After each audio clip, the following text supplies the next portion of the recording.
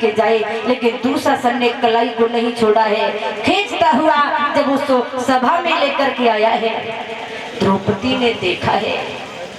जब द्रौपदी ने देखा उसी समय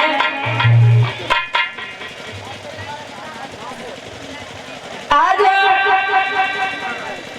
उस सभा में भीष्म बाबा बैठे हैं, गुरु द्रोणाचार्य बैठे हैं, दुर्योधन गद्दी पर बैठा है। दुर्योधन ने आदेश कर दिया दुशासन, द्रौपदी की साड़ी को इसके शरीर से अलग करके इसे नग्न होकर के हमारी इस जंघा पर बैठाना होगा। दुशासन ने जैसे ही सुना है, दुशासन आगे को बढ़ा। द्रौपदी और मैया आज उस भरे दरबार में सभी से भीख मांग रही है, मेरी कोई मदद कर दो। बाबा के पास में पहुंची है, कहने लगी बाबा आज इस आप भरे दरबार में बैठे हो, दुर्योधन की इतनी औकात नहीं है जो आप एक बार हाथ उठा करके मना कर दो। ये मुझे नग्न कर सकता है? नहीं करवा सकता है। लेकिन बाबा नीचे नजर करके बैठे, ऊपर और नजर उठाकर को नहीं देखा है।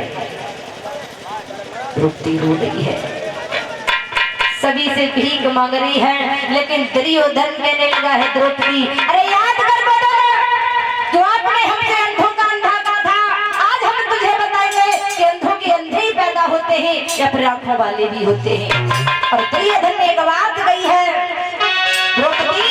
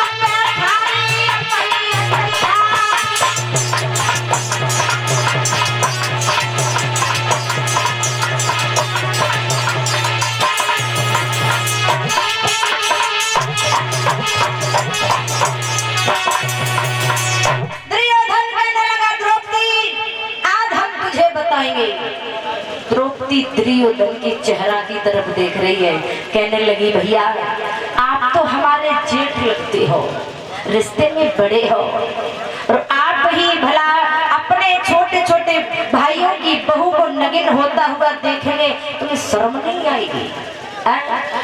हमारी बेइज्जती करोगे, तुम्हें लाज नहीं आएगी?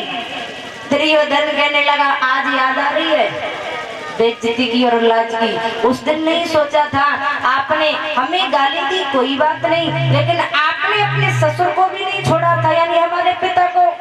आज हम तुझे बताएंगे।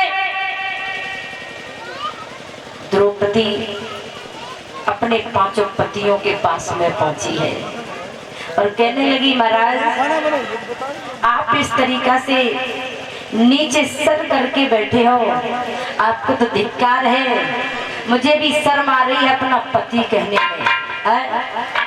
और जिस सभा में तुम्हारी स्त्री की लाज जा रही हो, तुम्हारी पत्नी की लाज जा रही हो, दूसरा मर्द तुम्हारी पत्नी को नग्न करवा रहा है और दूसरा से मेरी साड़ी को खींच रहा है, तुम्हें तनक भी शर्म नहीं आ रही है। अर्जुन के पास में पहुंची, कहने लगी अर्जुन अरे बुद्ध याद करो, आपने एक दिन मीन मार करके हमारे साथ में विवाह किया था, तुमने तो बड़ा बल था, लेकिन आज वो बल कहाँ चला गया है कि आज आपकी पत्नी तुम्हारे सामने रो रही है। और द्रौपदी ने एक बात कही है,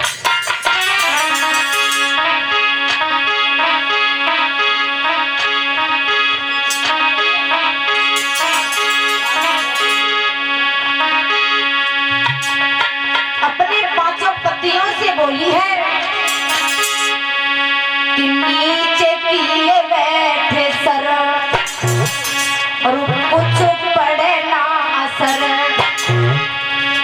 स्वामी होगी क्या कसर, क्या मान रहेगा स्वामी सरकार, और साड़ी का पल्लू अवसर का, साड़ी का अवसर का।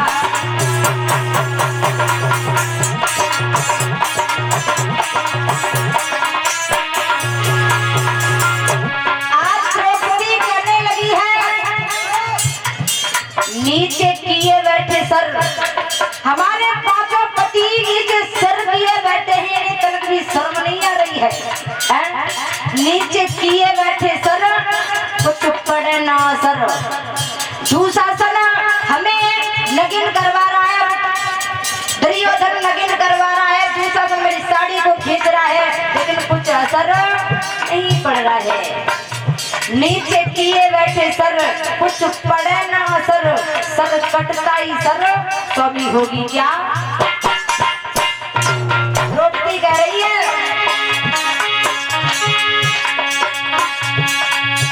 नीचे किए बैठे सर, कुछ पड़े ना सर, सर कटता ही सर, स्वामी होगी क्या कसर,